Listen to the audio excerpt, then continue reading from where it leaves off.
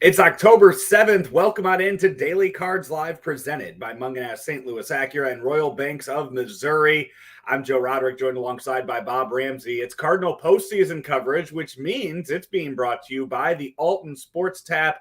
Hey, football starts tonight. Baseball playoffs, the divisional series in the American League starts tonight. And then you got football all weekend long.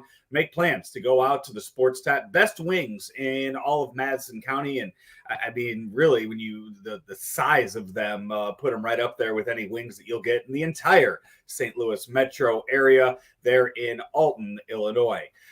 Rammer, the season comes to an end last night. Claibs and I talked on the field and gave our initial thoughts really about 15 minutes, I think, after the Chris Taylor home run. And one thing I think we agreed on, and I want to get your thoughts on it, I don't think there's anything to be upset about if you're a Cardinal fan this morning outside of the season came to an end. That was as great of a game that I've ever seen in person. The Dodgers were a little bit better. And the fact that only a little bit better on that night showed how far the Cardinals had come from the beginning of the year to the end. That it was clear over the course of the season, it was the Giants and the Dodgers and everybody else. That's clear and indisputable. And the fact that the Cardinals kept getting better from being really pretty bad for a part of the season, not just, middle of the pack. Cardinals were bad for a while. And the fact that they could come back and earn a spot in the postseason and play almost pitch for pitch with the Dodgers showed how far they had come as a group. And I'm sure we'll break down some of the things that could have made the game tip the other way. But in the big picture, I think that's what I take away. And I think that's one of the reasons I talk about just how great of a game it was, because the Cardinals had their opportunities. They had multiple chances with two guys on that they could have done some damage and didn't. The Dodgers had that too. The Dodgers were threatening a lot in the game yesterday. And when you look at the way that Mike Shildt and Dave Roberts used their bullpen and went to their big arms and didn't go off script, you did not see Jack Flaherty or Dakota Hudson early. You did not see Urias come in for the Dodgers. You saw those two managers stick with the bullpens that got them there and didn't try to do anything fancy. And those arms came in and shut them down. And I was sitting up in the press box last night and watching the game with Frank Cusimano and Martin Kilcoyne. And one of the things that jumped out at me, listening to the broadcast, we were listening to the TBS broadcast, and they're talking about how Mike Shildt had 6 arms in his bullpen that he could go to that were all really good pitchers. And I'm sitting there and I'm thinking, holy shit, could you imagine if they would have said that back in June? You would have thought these announcers didn't do any of their prep work. Well, almost none of the guys that would be the 6th in June were the 6th in October. Right. So when you think about that and you think about the help that Mike Shildt asked for and the help that he got and the role that those guys played, Garcia came in and he did what he was supposed to do. McFarland came in and you know what? Outside of the walk, I mean, Mark McFarland was good. Gallegos, and also too, Gallegos. He went to Gallegos in the 8th inning. He went to Gallegos to face the top of the order, and I think that baseball fans everywhere ask for their manager to go to the closer in the most pivotal role of the game, and you saw Mike Shildt do that yesterday. And you saw what old school guys like me have been saying for over a decade. When this new theory has come along, that's great. Use your guy. Who's going to get the last 3 outs? And it almost always fails. Couple of things. The McFarland, the one guy he had to get, he walked. Yeah. He's in the game to get Bellinger. That's the guy he's got to get. And he lost him. You go to your closer in the 8th, and you didn't have, so you have to go to Reyes in the 9th. Had in the last 2 months proved that Reyes wasn't the closer? Didn't Yeah. he lose the job? Yeah, but I think he wait, let me gained. finish. Now, in the most important game of the year, you put him back in that spot? Well, to be fair, yesterday, and I don't know how many Cardinal fans heard this because it was late when Mike Schilt had his press conference, and maybe Yeah. people have woke up and they've read it.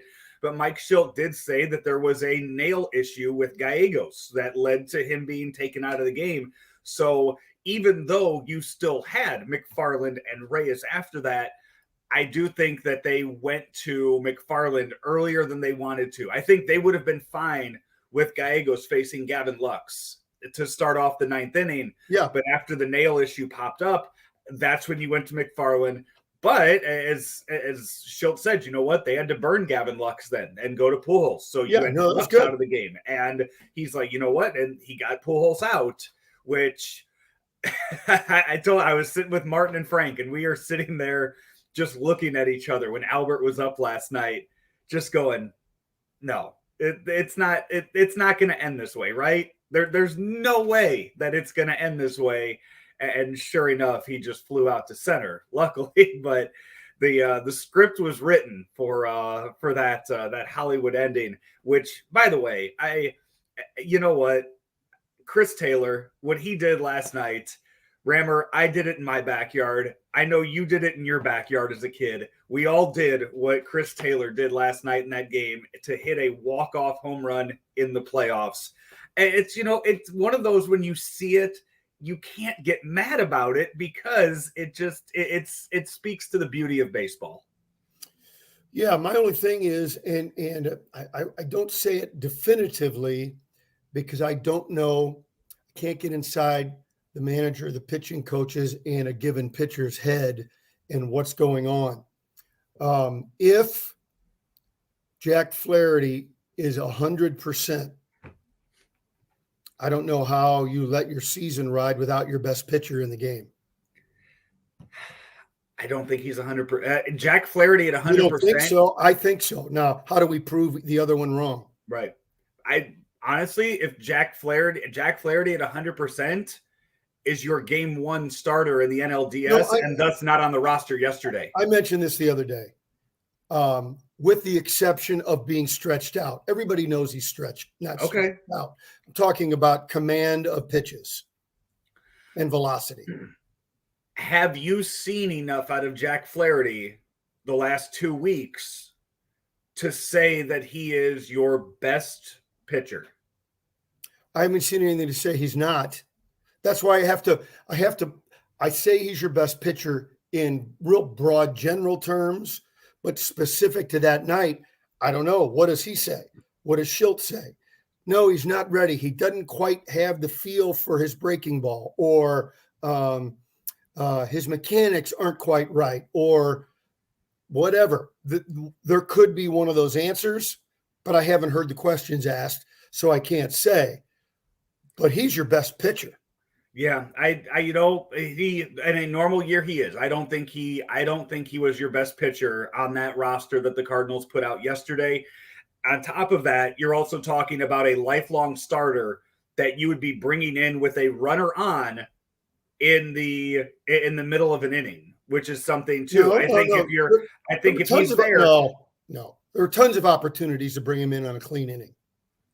And I think that would have been the case in the 10th. I think Jack Flaherty starts your 10th inning, and he goes as long as he can be stretched out. I think that was the plan that they were going for, was Jack Flaherty to start the 10th inning, because he was up in the bullpen.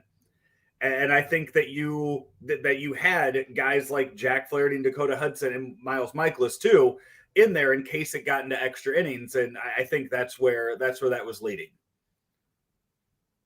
So I think that's something that Mike Schilt had planned out. I think outside of having to pull Gallegos maybe a batter or two early. Yeah. I think that, I feel like that was the plan that was there in place for the Cardinals last night. But in the end, a 3-1 loss in a game that, it was a fun It was a fun experience, a Oh, terrific nerve-wracking game, that as I talked to people that covered it back in 2011, compared it to that game against the Phillies, Game 5 in 2011, Carpenter versus Roy Halladay. Yeah, it was really a well played game. The other thing, you had to score more runs, and you just couldn't get it done. Boy, Tommy Edman made the game exciting. He was all over the place. Edmundo Sosa got emotionally locked up. Poor guy wasn't ready. He couldn't, dealing with the spotlight got to him a little bit. But swinging the bats, they just couldn't get the big hit. And don't forget, a big part of it is you tip your cap to the pitchers.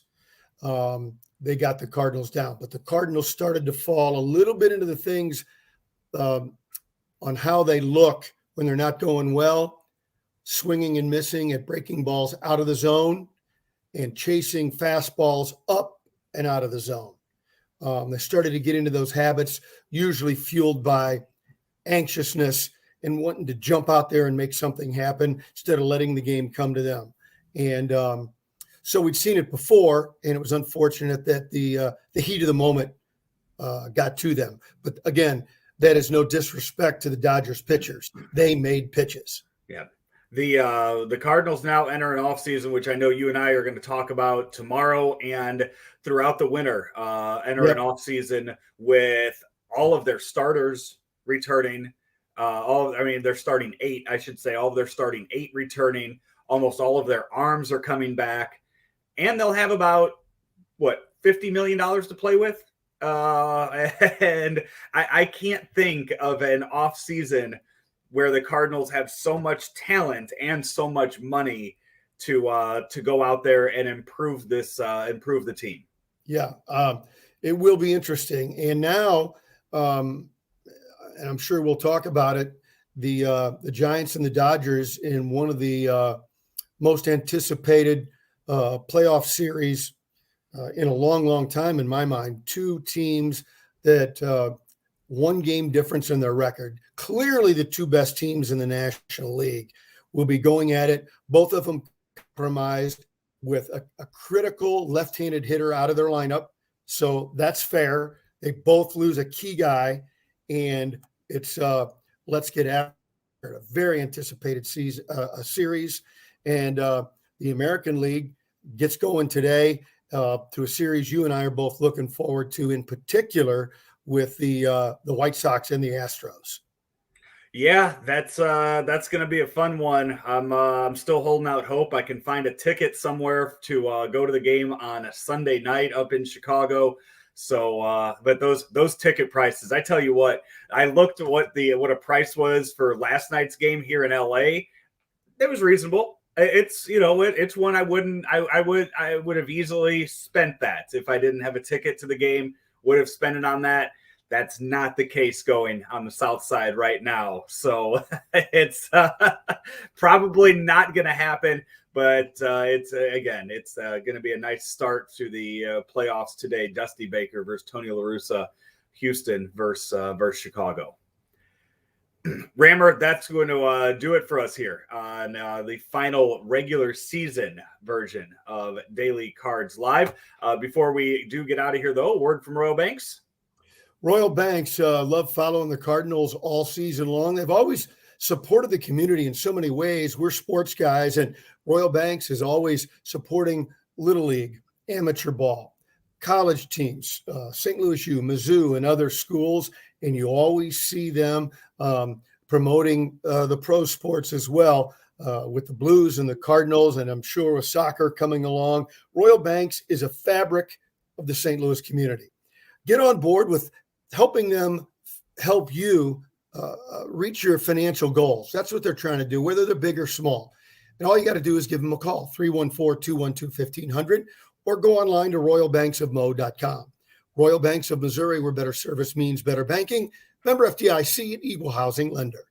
He is Bob Ramsey. I'm Joe Roderick. This has been Daily Cards Live, postseason edition, brought to you by the Alton Sports Tap in Alton, Illinois, make plans to head out there to watch all the games this weekend and try that Nashville hot chicken sandwich out at the Alton Sports Tap.